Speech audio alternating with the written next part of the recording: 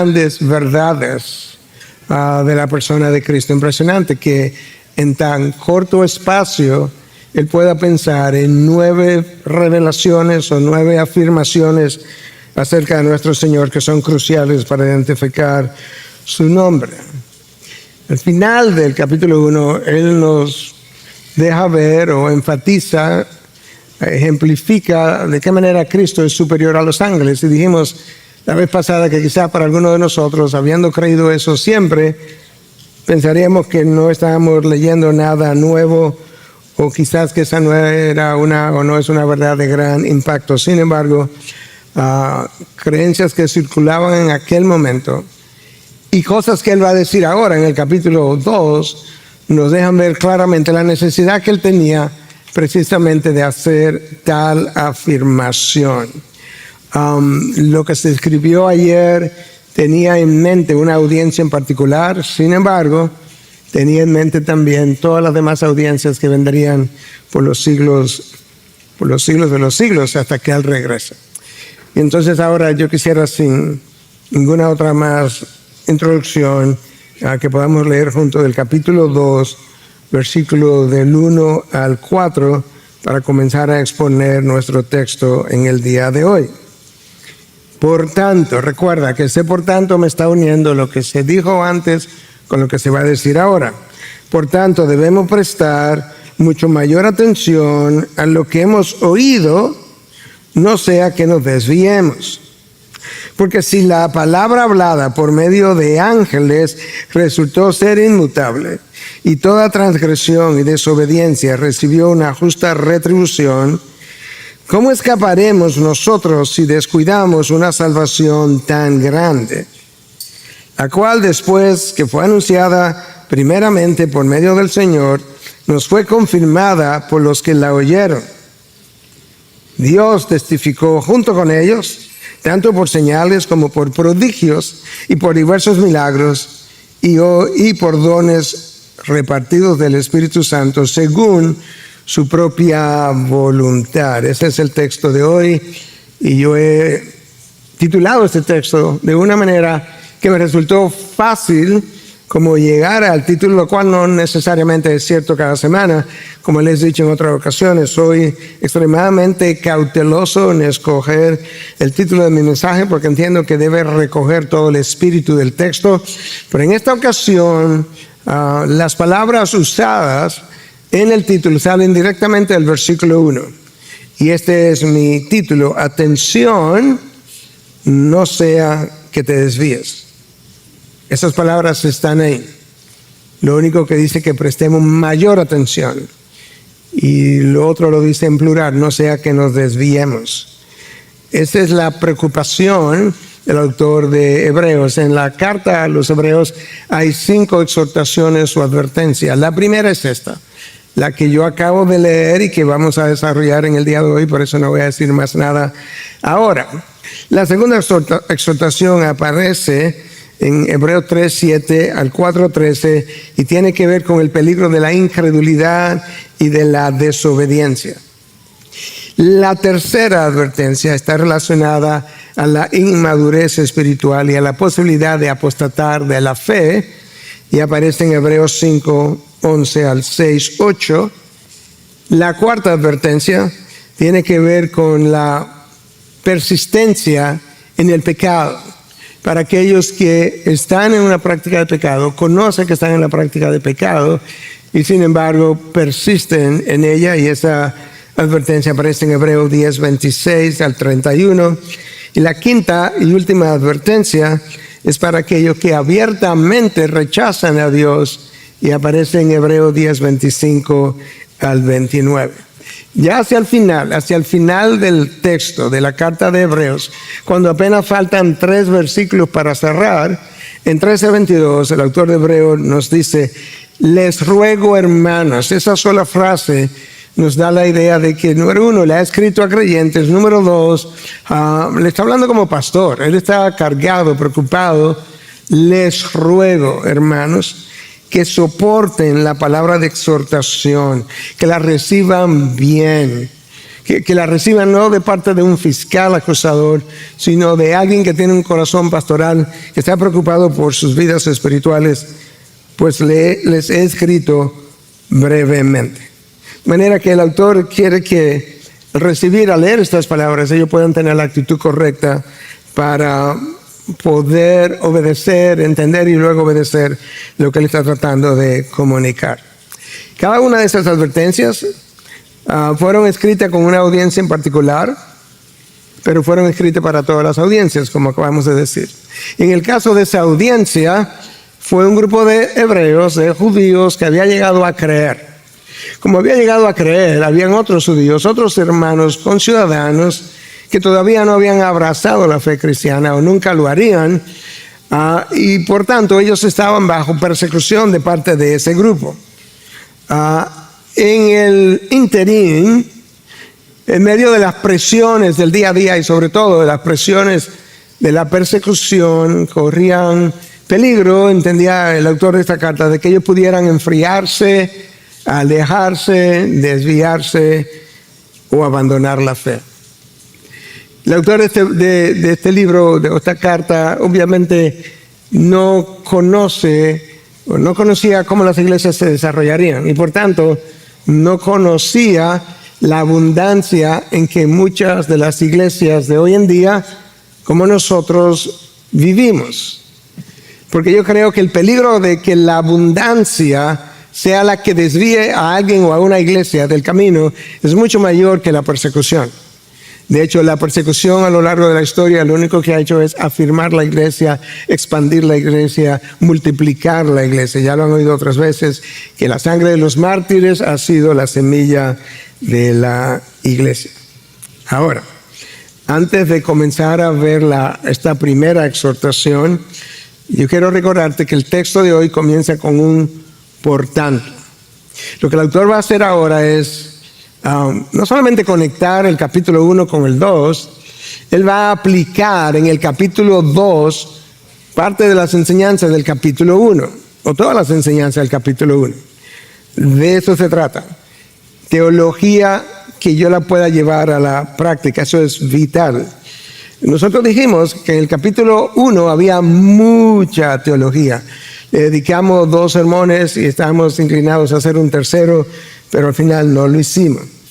Porque la realidad es que la teología que no se traduce en una práctica o en un estilo de vida, déjame decir eso otra vez, la teología que no se traduce en una práctica o un estilo de vida, más que hacernos bien, nos hace daño, porque el conocer la verdad nos hace mucho más responsables delante de Dios. Como bien decía un académico francés de apellido Speck, de principios de 1900, la teología que salva no es especulativa, más bien gobierna toda la vida. La teología que salva no es especulativa, es algo que más bien gobierna toda la vida, y eso es exactamente lo que Cristo dijo: por sus frutos los conoceréis. ¿Por qué? Porque esta teología gobierna tu vida. Entonces, ahora, estos que recibieron esta carta en el primer siglo tenían que prestar atención a algunas de las enseñanzas. La pregunta es, ¿cuál es la razón por la que ellos tenían que prestar esa atención que él quiere que tengan en mente?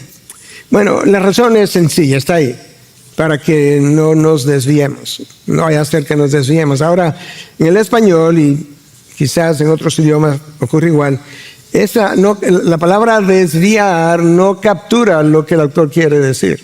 Porque yo puedo ir por una carretera y cuando llegue a una intersección yo puedo desviarme hacia la izquierda y luego decir, era hacia la derecha que tenía que ir. Pero yo hice eso consciente. Él no está hablando de eso. Él no está hablando tampoco de personas que de manera voluntaria están en el camino y de repente como que se abandonan la fe. No. Yo te voy a hablar de lo que la palabra en el original significa, porque esa es la clave, para que podamos entender que realmente nos está hablando a todos nosotros y continuará hablándonos hasta que Cristo regrese. En el original, en el griego, la palabra es pararein. Eso es como estoy pronunciando en español, lo que en el griego pudiera pronunciarse de otra manera. Esta palabra hace referencia a varias cosas, o podía ser aplicada a varias cosas distintas. Tenía que ver con algo como que se resbala o se desliza sin percatarnos. Es como que tú tomes un puño de arena y lo estés ahí sosteniendo con tus dedos bien apretados, pero hay granitos de arena que se están yendo entre tus dedos. Eso es lo que esta palabra significa. Es algo que está ocurriendo y tú no te estás percatando. De eso que le está hablando, que nos desviemos sin darnos cuenta. Puede hacer referencia quizás a un anillo que te lo pones, pero te lo pusiste después que quizás te había colocado loción en la mano, en un tipo de crema, y de repente el anillo como que se sale y no te percataste de que estaba tan flojo. Pero la palabra, más que eso, tiene un sentido de navegación. Y tiene que ver con ese barco que quizás se detuvo en un momento dado, o quizás estaba en el puerto. Imagínate un barquito, una barquita pequeña, de esa en la que se pescaba en el primer siglo, o de la que tú ves aquí en las playas a veces, y que está como amarrada a algo ahí en lo que llamaríamos el puerto. Y que de repente con el vaivén de las olas, la soga se fue flojando y llega un momento en que se zafó y poco a poco se va yendo, y tú vienes como el otro día, habiéndola dejado ahí en la noche, y no la encuentras, y si sales a buscarla quizá está a muchos kilómetros de distancia. O pudiera referirse a un barco que está como en alta mar. En estos días yo estaba viendo un video de un padre y una hija. El padre ya es muy mayor y ella mucho más joven, pero han dedicado su vida al estudio del mar y los animales que es del mar. Y entonces como que de repente ellos tenían su barco atado a algo, vamos a llamarle puerto también. El padre está como distraído y no se estaba dando cuenta que la amarra ya no estaba y estaba comenzando a alejarse. La hija tuvo que actuar con rapidez para como detener eso. A eso es que el autor se está refiriendo. Entonces, con eso en mente, John MacArthur dice que de manera práctica pudiéramos traducir ese primer versículo de esta manera. En consecuencia, debemos asegurar con prontitud, con esmero, nuestras vidas a las cosas que hemos aprendido. No sea que el barco de la vida se deslice por el puerto de la salvación y se pierda para siempre. Es como que este es el puerto de la salvación. No vaya a ser que el barco de tu vida se deslice poco a poco de ese puerto y te pierdas para siempre. Hermanos, la realidad es que los cristianos, las personas que han nacido de nuevo, yo no estoy hablando de alguien que decía ser cristiano pero en realidad no lo era, no, yo estoy hablando de personas que nacieron de nuevo. Cuando se alejan, no lo hacen de la noche a la mañana. Eso no ocurre, nunca ha ocurrido así. Tú no estás bien un día y al otro día te echaste a perder. No. Eso es una fe que comienza a apagarse paulatinamente. Y no nos percatamos, porque con frecuencia continuamos haciendo algunas de las mismas actividades que acostumbramos a hacer, y las actividades nos convencen de que estamos más o menos igual que hace 5 años atrás, o 10, o el tiempo que sea. Pero la realidad es que ya no tenemos el mismo entusiasmo por el aprendizaje de la palabra.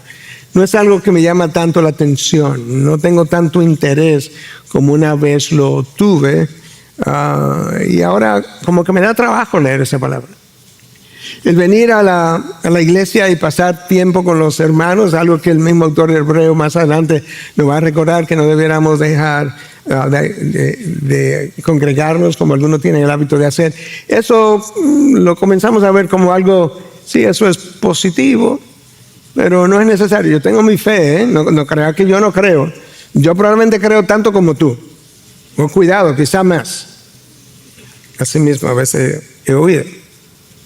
La vida de oración no existe, a menos que estemos en momentos de necesidad. Entonces, en esos momentos de necesidad, yo comienzo a buscar de Dios, no porque necesito a Dios, no, yo necesito que me resuelva el problema. De manera que lo que necesito no es al que bendice, sino las bendiciones. Lo que ando buscando es alguien que me ayude a lidiar con la vida y que me ayude a lidiar con la vida, pero a mi manera. Y si soy honesto, llega un momento que al analizar mi vida me doy cuenta que mi oración se ha convertido en una relación utilitarista con relación a Dios. Me es útil para manejar mi vida. Y de hecho, cuando tú escuchas a algún creyente decir al final de su oración, Señor, al final, ya terminé de orar, pero al final que se haga tu voluntad, usualmente es una oración que está dirigida a otra persona. Como cuando tú estás orando por sanación de alguien, o que esta persona que está ahí entre la vida y la muerte, que no muera, entonces tú terminas diciendo, Señor, pero reconocemos que tú eres Dios, que se haga tu voluntad y no la mía. Cuando tiene que ver con mis necesidades, raramente nosotros terminamos diciendo, pero que se haga tu voluntad y no la mía. Porque yo estoy orando, a veces hasta con entusiasmo, con mis emociones encendidas, porque yo quiero una cosa y la quiero a mi manera. Lo que yo no me he dado cuenta es que mientras esas cosas iban pasando, a través de los días, meses y años, mi fe se fue apagando, pero mi fe se fue apagando porque mi primer amor está al borde de la muerte. Eso fue lo que le pasó exactamente a una iglesia en el Nuevo Testamento, la iglesia, quizá una de las mejores iglesias del Nuevo Testamento, la iglesia de Éfeso, donde Pablo tuvo 3 años. ¿Te imaginas a Pablo predicando en una iglesia 3 años? Y fue donde terminó Timoteo. Y estuvo ahí Priscila y Aquila. ¡Wow! Grandes predicadores pasaron por allí. Y cuando Cristo le pasa revista a sus iglesias en el libro de Apocalipsis, le dice, tú sabes, yo reconozco tus obras, yo reconozco tu esfuerzo, tu afán, tu denuedo. De hecho, tú pusiste al descubierto los falsos apóstoles, pero yo tengo algo contra ti. Es que tú no me amas como amabas antes. Tú perdiste tu primer amor. Pastor, y esa persona o esa iglesia, ¿qué fue lo que hizo para llegar ahí? ¿Quieres saber? Sí, dicen algunos. No hizo nada. No oraba. No leía la palabra. Si la leía, no la meditaba. Si la leía, no la aplicaba. No tenía tiempo frecuente de arrepentimiento delante de Dios. No solo de confesión, de arrepentimiento.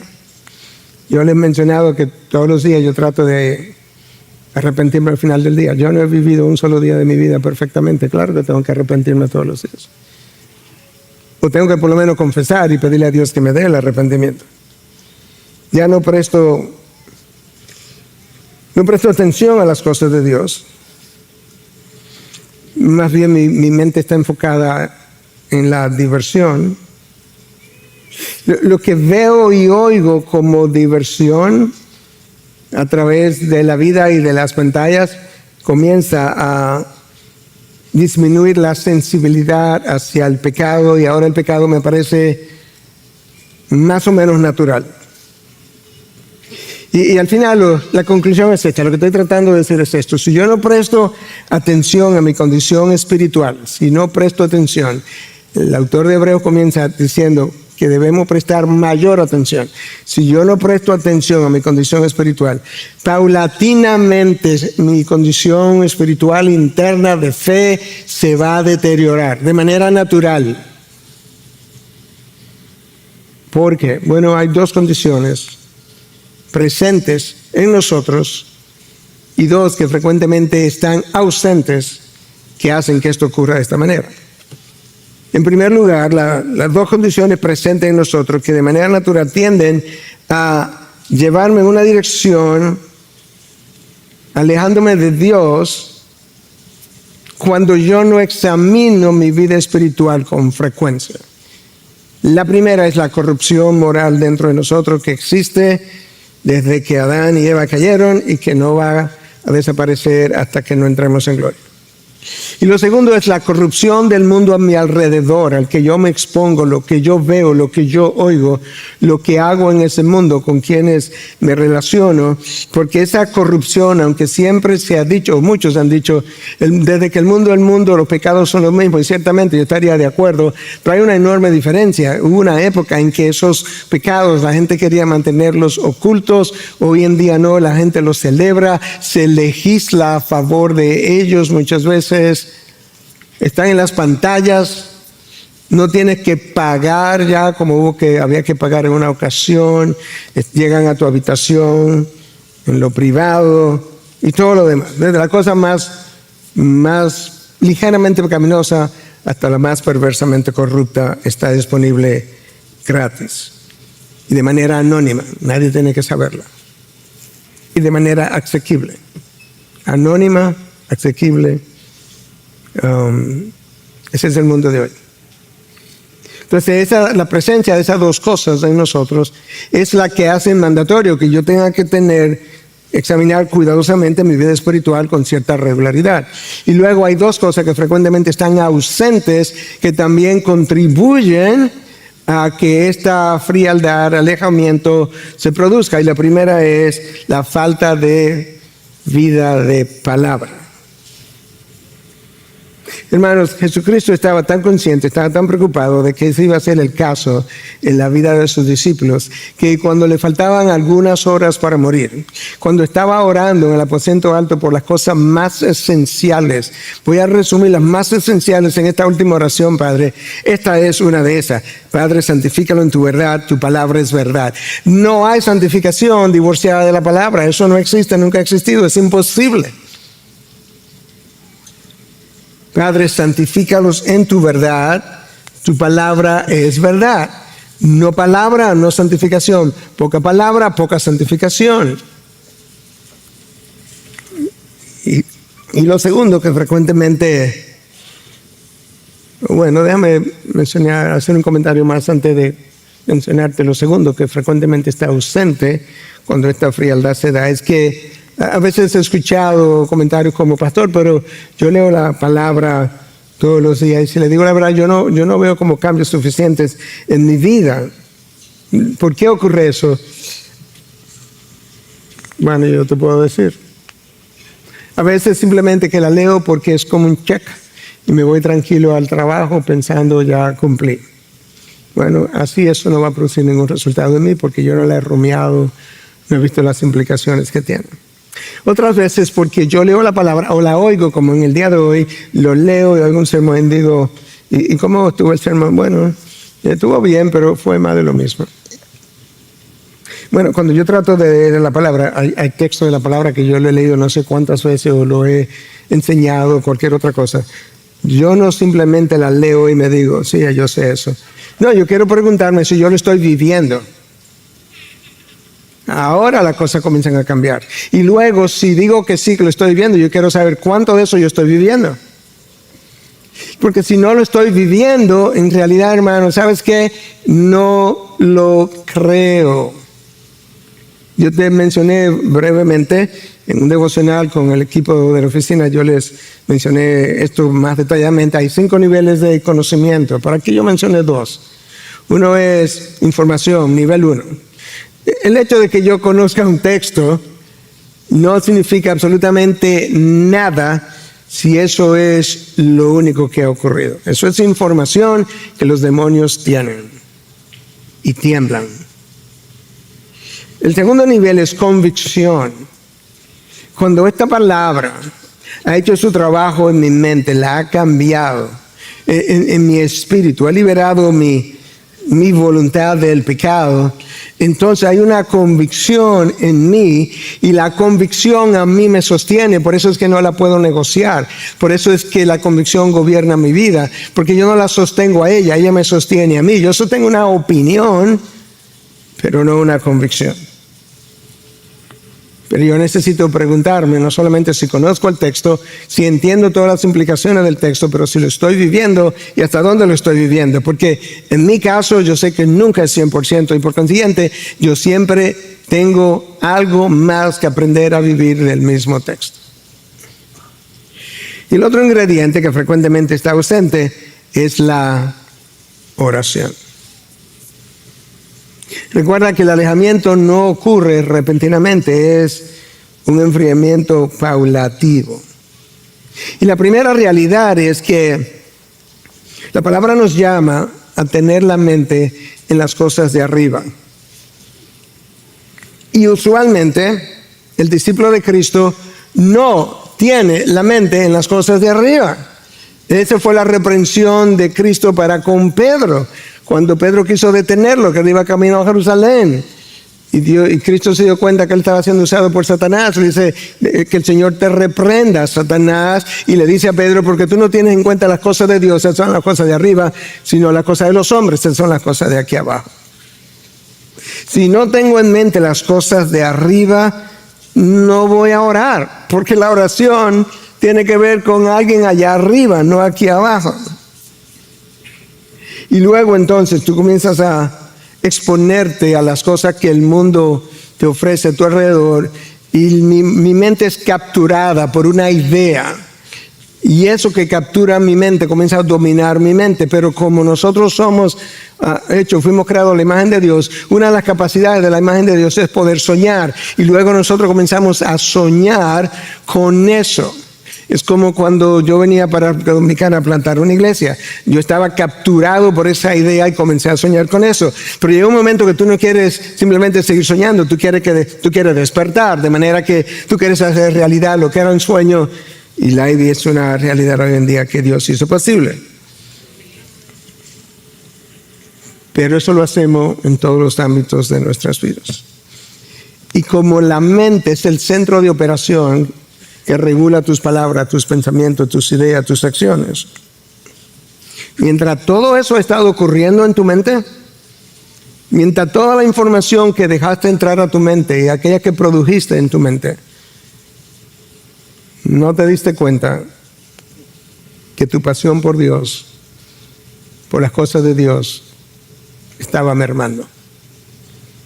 Es a eso que se refiere la palabra para reír. Es ese deslizamiento paulatino, como cuando vas manejando un carro y estás luchando ahí con el sueño, y de repente no está completamente dormido, pero está como semidormido, y el carro comienza a desviarse hacia un lado hasta que alguien te despierta, o Dios te despierta, o tienes un accidente. Ahora, Cristo estaba consciente de qué es lo que ocurre, y les dio a los discípulos una parábola, la parábola del sembrador. Después que él relata la parábola del sembrador, los discípulos no entendieron, de manera que los discípulos fueron donde Cristo y le dijeron, explícanos la parábola, porque no la entendí. Y Cristo les dice, versículo 18,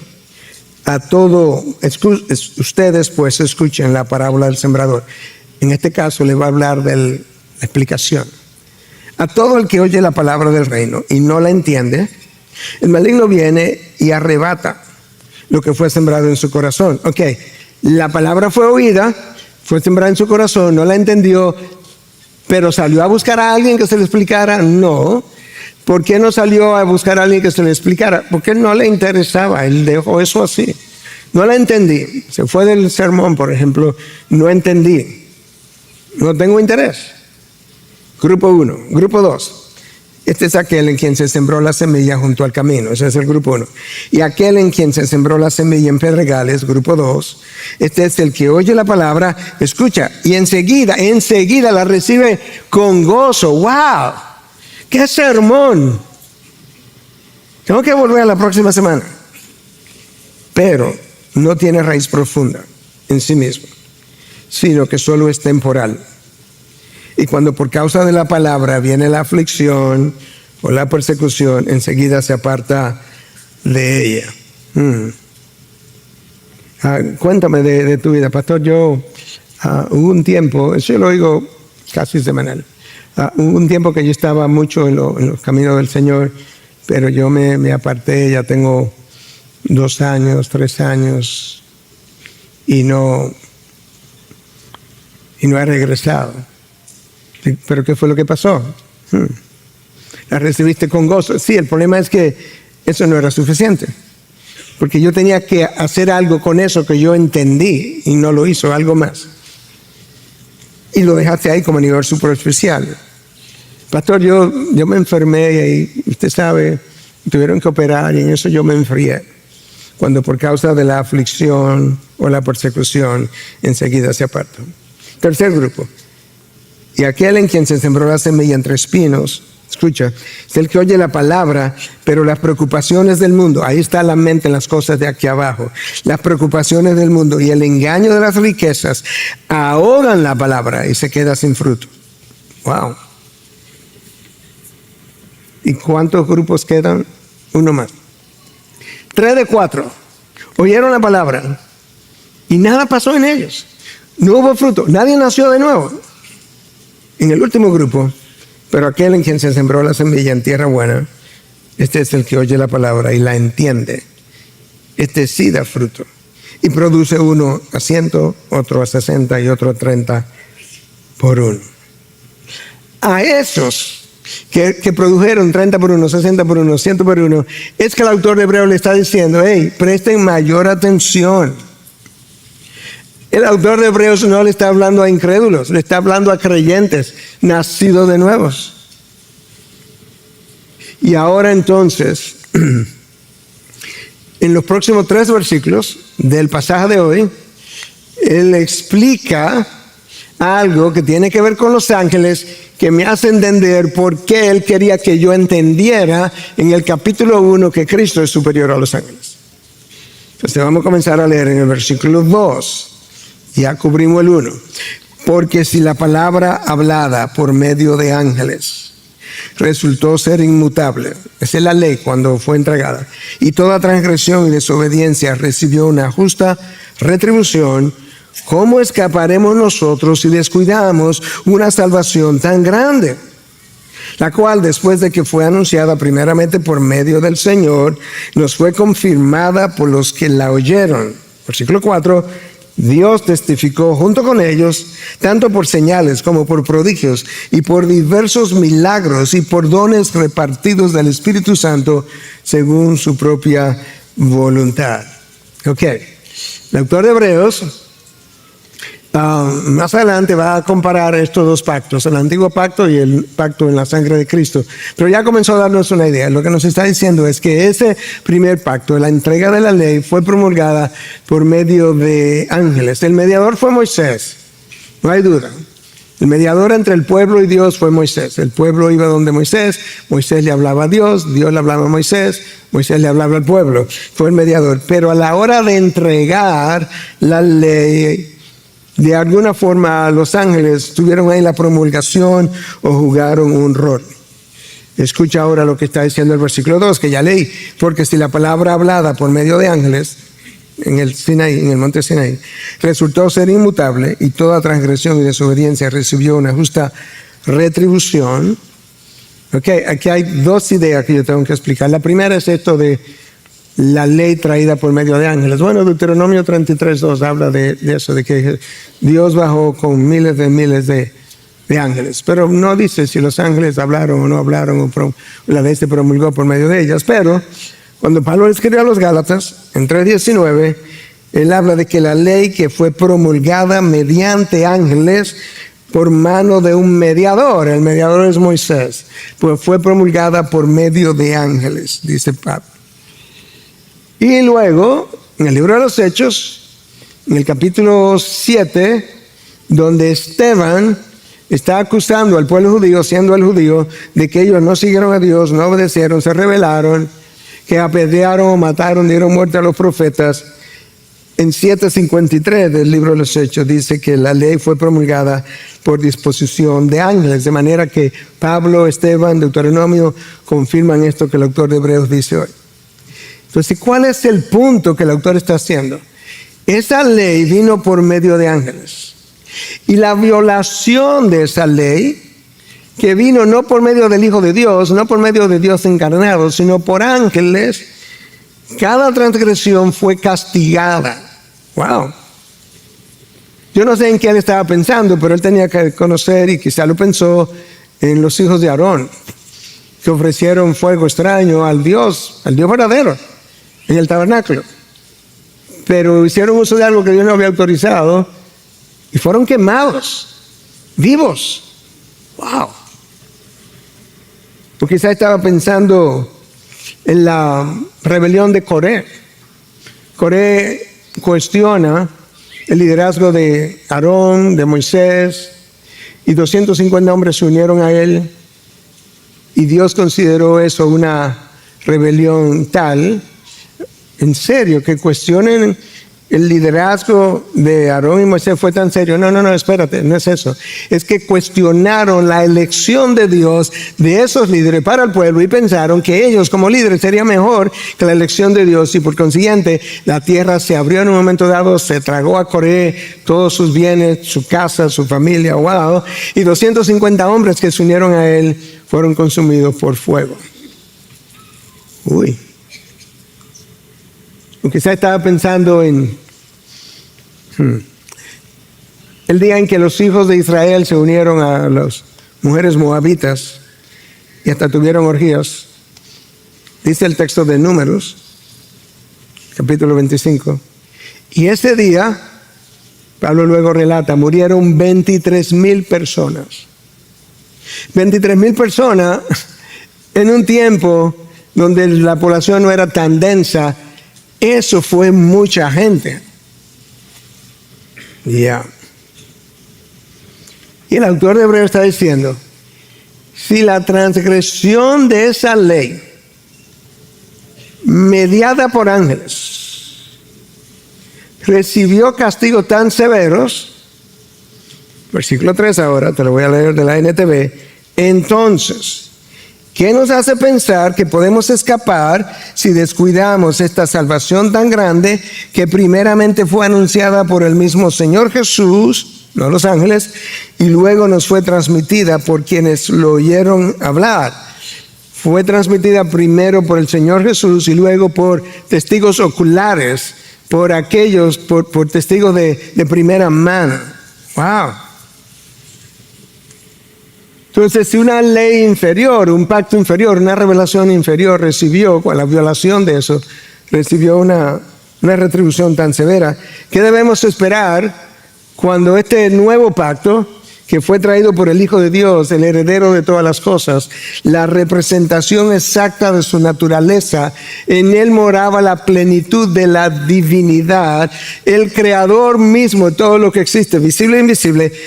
Cuando ese pacto fue traído por él y se ha violado, ¿qué nos hace pensar a nosotros? Eso es lo que el autor de Hebreos está diciendo. Como que vamos a escapar. El argumento es un argumento fortiori, implica un argumento de menor a mayor. Si la ley fue menor, que literalmente lo fue en todo el sentido de la palabra, y la violación de esa ley recibió este tipo de castigo, ¿qué esperaríamos cuando la nueva revelación sea violada? David Guzik, en su comentario, lo dice de esta manera. Estoy más o menos parafraseando en la traducción del inglés al español. La transgresión de una palabra superior a la anterior, traída por una persona superior en dignidad y autoridad, que contiene promesas mayores, traerá mayor condenación. Esta es la idea del autor. Los ángeles bajaron al Sinaí y la ley fue promulgada por medio de ellos. Cristo descendió de su gloria, se encarnó, wow, y fue quien trajo esta nueva revelación que corrigió el entendimiento del anterior y amplió el entendimiento también de esa anterior. ¿Qué nos hace pensar a nosotros que porque estamos en una era de gracia, que en esa era de gracia tenemos mayor rango para pecar? No sé cómo hemos llegado a esa conclusión. No, porque tú sabes que no estamos bajo la ley, bajo la gracia que estamos. Ese es el problema. Ese es el problema, lo vamos a ver de varias maneras diferentes. No tenemos mayor rango de libertad para violar lo que Dios ha dispuesto. Todo lo contrario. El pacto anterior fue traído por medio de los ángeles y este por medio de Dios mismo. El nuevo pacto tiene mejores promesas. Tiene mayores promesas. El nuevo pacto amplió la revelación. Hermanos, la gente que vivió de este lado izquierdo de mi Biblia, en el Antiguo Testamento, nunca tuvo un Antiguo Testamento. No hablemos de Biblia ni siquiera. En sus manos, jamás. Eran rollos. Y esos rollos no estaban en las casas, estaban en las sinagogas. Nunca tuvieron algo semejante. Pero no solamente eso. Es que nosotros no solamente tenemos los 39 libros del Antiguo Testamento, tenemos los 66 libros de la Biblia entera en diferentes versiones en todos los dispositivos que queramos, incluyendo un celular, en la jungla del Amazonas, si tú quieres. ¡Wow! Cosas que fueron dichas en el Antiguo Testamento, nunca entendidas, fueron explicadas en el Nuevo Testamento. A eso es que Pablo se refiere cada vez que hace uso de la palabra misterio. 22 veces Pablo habla de misterio. El matrimonio, un misterio. ¿Cómo así, Pablo? Bueno, porque se está refiriendo a la unión de Cristo con su iglesia, Efesios 5. Nada de eso estaba revelado en el Antiguo Testamento. Estaba ahí, oculto, revelado en el Nuevo. Tenemos mucho mayor revelación, y si tenemos mucho mayor revelación, tenemos menos excusa para la transgresión. De hecho, te voy a dar varios ejemplos porque a la luz de la palabra de Dios, Dios espera mucho más de nosotros que de aquella generación. No tengo el tiempo para desplayarme, pero te voy a dar varios ejemplos. Sermón del Monte. Tiene 3 capítulos, 5, 6, 7 de Mateo. Solamente voy a tomar algunos versículos del primer capítulo, el capítulo 5, versículos 21 y 22. Ustedes han oído que se dijo a los antepasados, no matarás.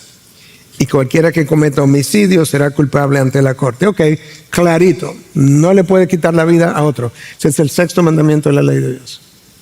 Ahora Cristo viene y le da un doble clic al 6º mandamiento.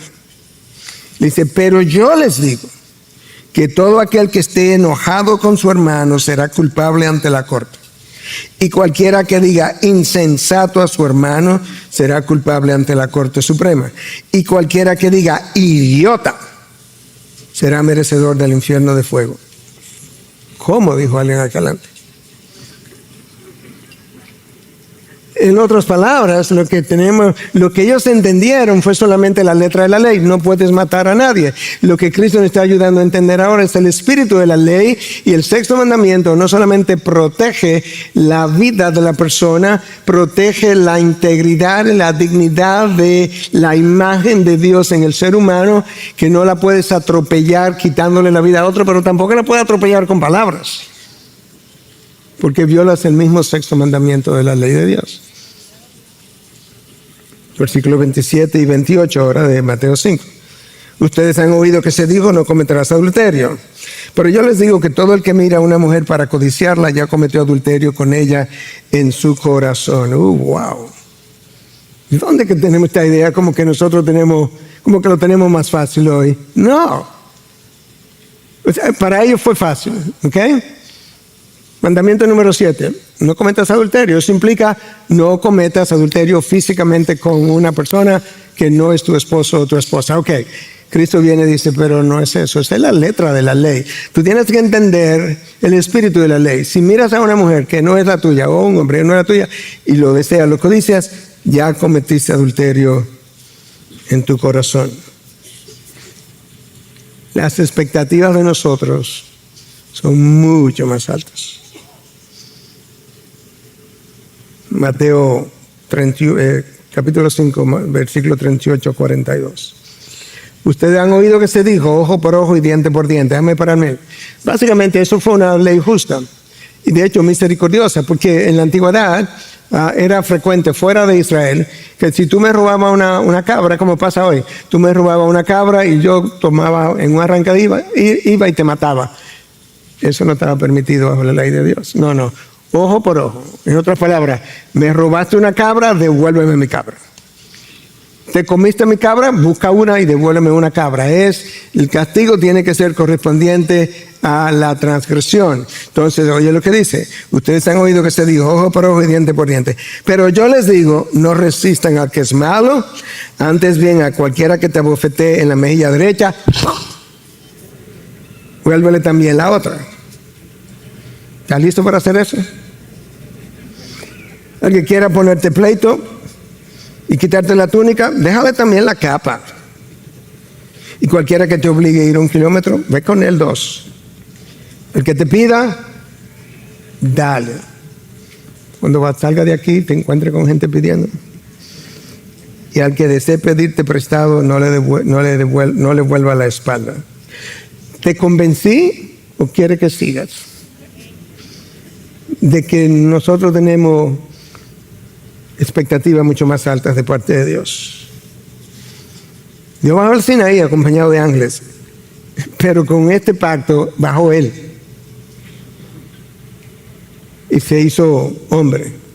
Descendió de la gloria, se hizo hombre, siguió descendiendo, se arrodilló, lavó los pies de sus discípulos de manera que se hizo siervo, y luego fue a la cruz y se dejó clavar después que Él fue abusado, escupido, desnudado, lacerado, burlado. El pacto anterior se nos dice que las 2 tablas de Moisés, las que él recibió, las 2 primeras, fueron escritas con el dedo de Dios. Sabemos que Dios no tiene mano, que Dios no tiene dedo, pero es una manera de dejarnos saber. Dios se involucró directamente en el tallado de esta tabla. Pero del segundo pacto se escribió, se selló con sangre. La tinta era de color rojo y salió de las venas y las arterias de Dios mismo encarnado. ¿Cuál de esos 2 pactos tú piensas que tendrá mayor demandas?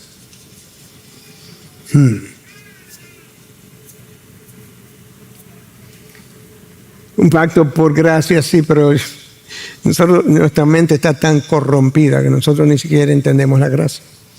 De verdad que no. Mira, cuando Dios nos promete algo, por gracia terminamos creyendo que eso son privilegios merecidos y que por tanto Dios nos debe. Pastor, mire, yo recuerdo cuando yo vivía en el mundo terrenal, mi vida no estaba muy bien, pero yo estaba más o menos. Y ahora, pastor, no entiendo, porque ahora que yo estoy tratando de vivir en obediencia, voy a la iglesia, voy a mi grupo pequeño, yo oro, ahora las cosas como que están peor. En otras palabras, Dios me debe y no entiendo por qué. Porque yo me estoy ganando mis privilegios. Cuando logramos algo como fruto de la gracia que opera en mí poniendo el querer y el hacer, yo pienso que el logro es mío. Mira, fulano, fulana, tú sabes que eso fue Dios que te permitió lograr eso. Sí, pero yo me fajé, pastor. Yo no me estoy inventando estas historias. Yo sé que te fajaste, pero ¿quién puso el querer? ¿Quién puso el hacer? ¿Quién te dio la inteligencia? ¿Quién te dio la oportunidad? No, yo entiendo, pero sabe que algo tiene uno que hacer. No, yo sé. Lo que yo quiero saber es si me permite que le demos toda la gloria a Dios. O sea, no trate de quitarle un 1% de su gloria. Si nosotros hacemos algo digno de cierta admiración, creemos que la gloria es nuestra. Y queremos los aplausos. No, eso no es imposible. Está bien. ¿Alguna vez tú has hecho, bueno, si eres pastor, has enseñado escuela dominical, cualquier otra cosa que tú hayas hecho y que de repente como que no recibiste mucha retroalimentación, tú no te quedas como preguntando, no sé qué fue, como que a la gente como que no le gustó, no entiendo por qué, o que no le entendí, que la gente no es fácil? Hermanos, yo sé, ¿sabes por qué? Porque aquí solamente tengo 28 años predicando. Cuando tú comienzas a predicar, eso es lo que tú te ibas preguntando, porque tú quieres la aprobación de otros. No, yo lo que quiero es la aprobación de Dios, aunque nadie jamás aplauda. La aprobación de Dios es lo único que importa.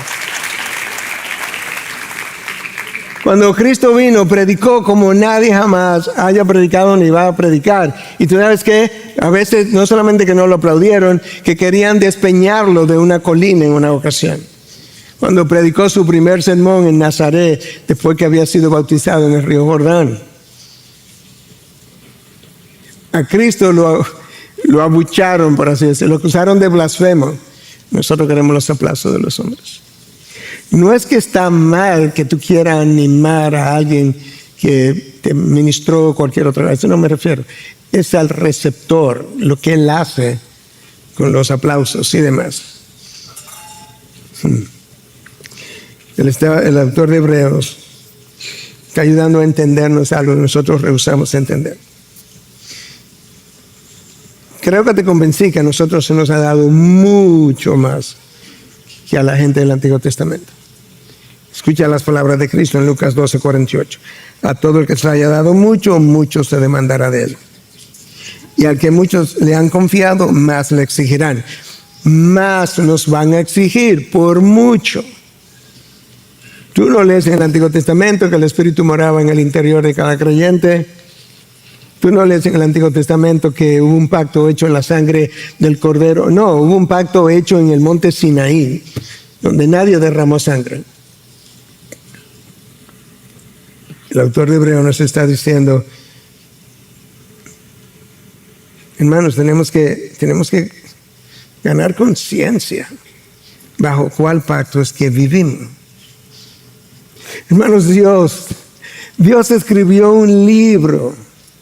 El mejor autor del universo escribió un libro donde Él puso por escrito cómo Él piensa, cómo Él siente, cómo Él obra, lo que Él espera de ti. Y con frecuencia el libro de Dios no nos estimula a leerlo.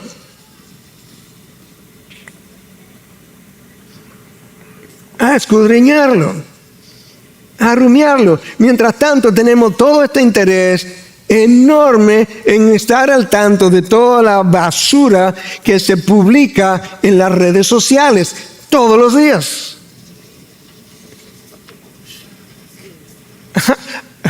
A mí me duele. Y no soy el autor.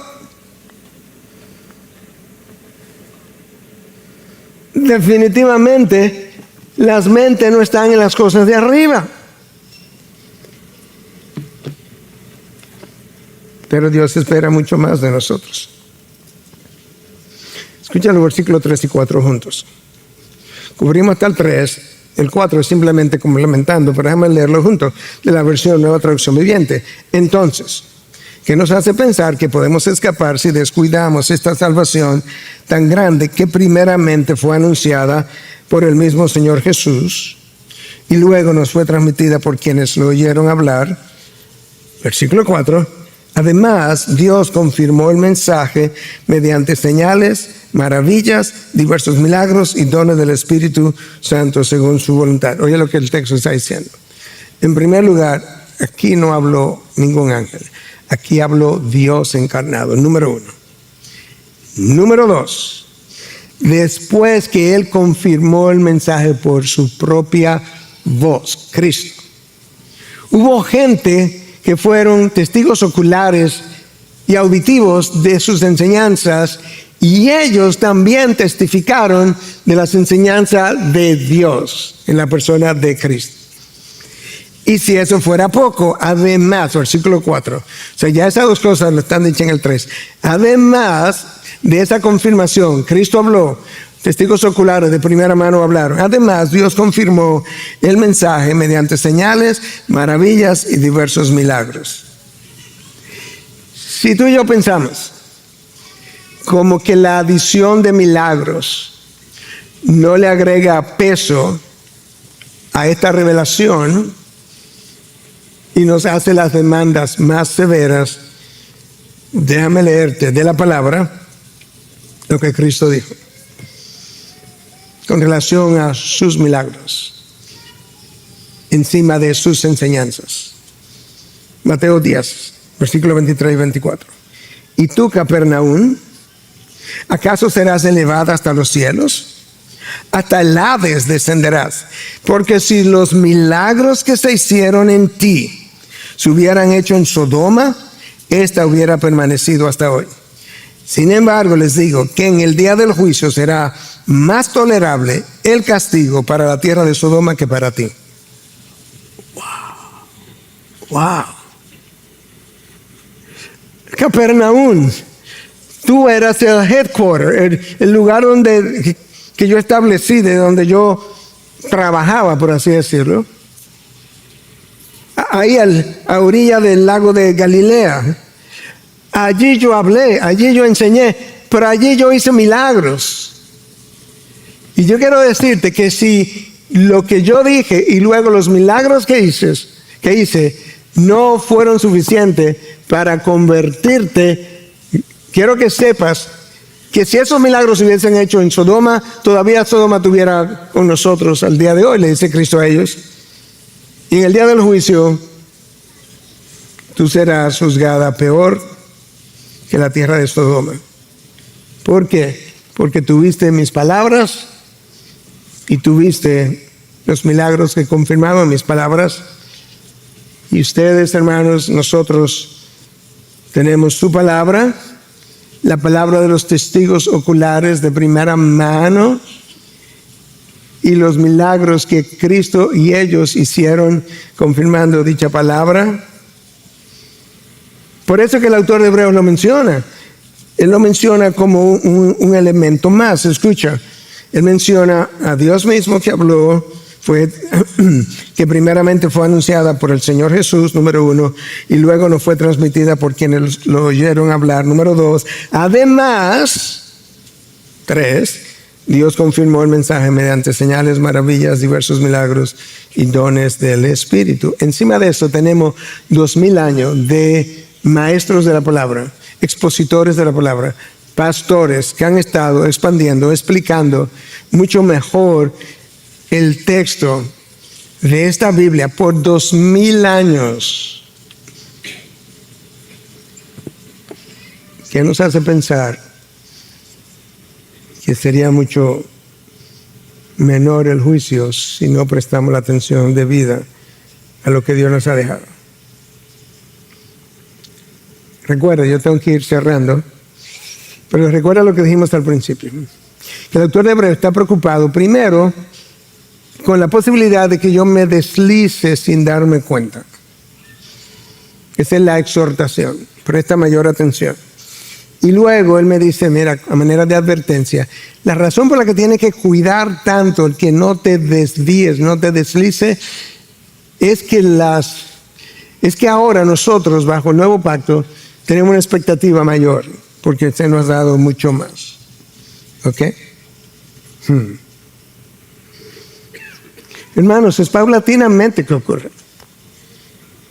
Hace menos de 2 años que uno de los mejores predicadores de esta época, no en un solo día, pero en un día salió, y lo que salió arruinó su vida, su matrimonio, su testimonio, su ministerio, sus enseñanzas en seminarios, sus libros, sus conferencias. Yo estaba en un tiempo de pregunta y respuesta con estudiantes del seminario Southern. Cuando cerré, que hablo mi celular, me encuentro con la noticia. Yo me quedé frente a la pantalla como media hora absorbiendo el dolor de alguien a quien yo amaba y honestamente amo en Cristo.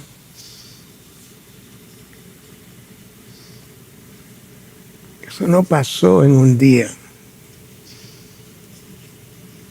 Esa persona, cuyo nombre me reservo, me dijo en una conversación más o menos privada, estando fuera de aquí, cuando yo pienso en los hombres de la historia, yo quisiera, si hay alguien con el que alguien me fuera a asociar, yo quisiera ser recordado como un George Whitefield. George Whitefield fue el evangelista de mayor prominencia durante el primer gran avivamiento en Estados Unidos en los años de 1700.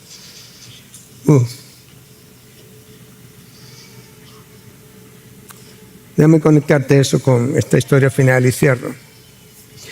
En inglés hay un himno muy famoso, conocido con el título de Come, Thou Fount of Every Blessing. En español es traducido como Fuente de la vida eterna o Fuente de mis bendiciones. Es un himno que es como una celebración de la gracia transformadora de Dios. Escucha la primera estrofa porque quiero hablarte de su autor. La primera estrofa dice algo como esto: fuente de mis bendiciones, ven y afina mi alma hoy. Infinitos son tus dones, alabanzas yo te doy. Los poemas de los cielos haz que pueda conocer. Roca es tu amor eterno que redime a todo ser. Su nombre fue Robert Robinson, vivió de 1714 a 1770. Fue convertido bajo la predicación de George Whitefield, que te acabo de mencionar, pastor anglicano, tremendo predicador. Robert Robinson, autor de este himno, fue usado por Dios por un tiempo, pero poco a poco fue negligente en cuidar su condición espiritual. Y él comenzó a alejarse, a enfriarse. Y tratando de encontrar la paz que él había perdido, comenzó a viajar. Y en uno de sus viajes conoció a una mujer joven muy piadosa. La mujer no sabía quién él era, pero tenía un himnario delante de ella, o por lo menos el himno, y le comparte que ella había estado leyendo ese himno. Le pregunta que si lo conoce y tomó el himnario o el himno y se lo pone de frente y se lo enseña al autor del himno, que ella no sabía que era él. Él trata de evitar la pregunta cuando ella le dijo que sí lo conoce, pero Dios estaba trabajando en él en ese momento y él se quebrantó y finalmente confesó quién él era y cómo él se había alejado paulatinamente del Señor y cómo había estado viviendo lejos de Dios. Hermano, ¿dónde está tu vida anclada hoy? ¿En doctrinas que no practicas? No está anclada entonces. Hoy yo puedo decir que estoy sediento como el ciervo que brama por las aguas, pero mañana puede ser que yo esté saciado de aguas, de cloacas de la sociedad de nuestros días. Eso es posible. Yo podría decirte que estoy hambriento de su palabra y que quiero deleitarme en su palabra y mañana no tener el más mínimo deseo por la palabra. Yo pudiera desear estar firme mañana, o quizás estoy firme hoy, pero ¿sabes qué? Eso no garantiza que voy a estar firme mañana. Entonces, ¿qué hago? Exactamente lo que el autor de Hebreo nos dice. Tengo que prestar mayor atención a las cosas enseñadas en este libro, no sea que me desvíe, no sea que me enfríe, no sea que me aleje, no sea que coseche las consecuencias. Hay gente que se ha dormido en el volante, poco a poco se deslizó, se estrelló y no perdió la vida, pero tuvo un gran accidente con algunas fracturas y demás, y despertó con el boom. Hay otros que han estado en el mar, que las olas lo han ido moviendo, fueron succionados por lo que en inglés llaman the undertow, cuando las olas van. Al regresar las olas, por debajo hay una corriente que tiende a alar la gente y lo va sacando y no se da cuenta. Y algunos de ellos han muerto y sus cuerpos han sido encontrados en otras playas cientos de kilómetros más allá.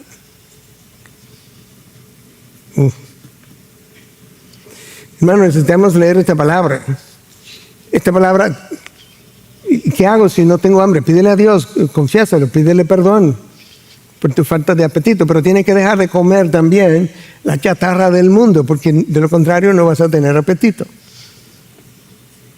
A veces yo pico aquí y allí, mi esposa me dice, no te pongas a comer basura, que después no tiene hambre.